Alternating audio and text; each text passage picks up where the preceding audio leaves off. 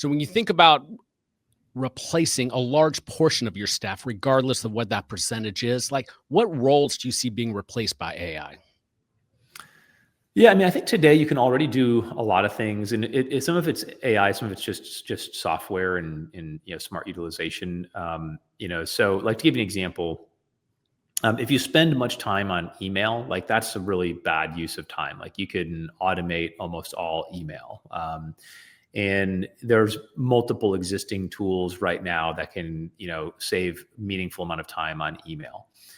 Same is true with like scheduling. It's like, it's not like there's been scheduling software for over a decade now, right? But yet many people don't use it. Instead, they're doing the whole back and forth thing and just not being efficient about scheduling.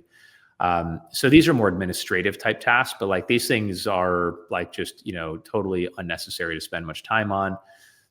If someone's smart about even things like expense management, it's like just get a ramp account and start using it. Like you're going to find it's going to save you time, right? You're going to like spend less time doing administratively boring, useless things.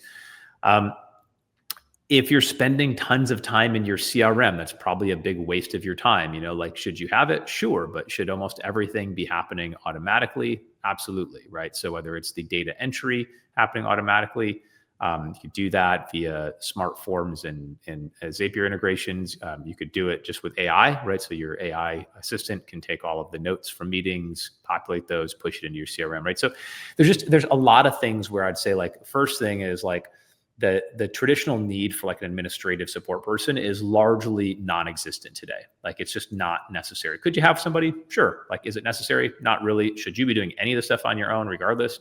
Absolutely not. But in this example, of course, we're talking about a world where you hypothetically you're trying to replace most of your employees. Like, again, like the low hanging fruit here is like, there's a lot of things that are very administrative in nature that can be fully, taken care of. In many cases, much better, by technology than by humans.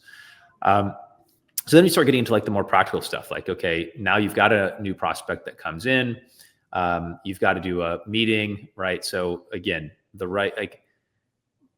AI meeting assistant, like hopefully does more than just meeting assistant, right? But we'll be able to take that meeting, listen to the meeting, take the notes of the meeting, gather all the data from the meeting, push all that to your CRM, create a really great follow-up for the client, can probably answer most of the questions, right? Like you like many things that might be, necessary to know, like financial planning information, tax planning information, investment planning information, you can query now within natural language in your AI, and you already have most of the data, right? Just from doing the meetings, if you will. Documents, again, like no need to really fuss with documents. It's one of the use cases that AI is already extraordinarily good at. Take virtually any unstructured information out there, can all be populated and aggregated into your AI, platform of choice.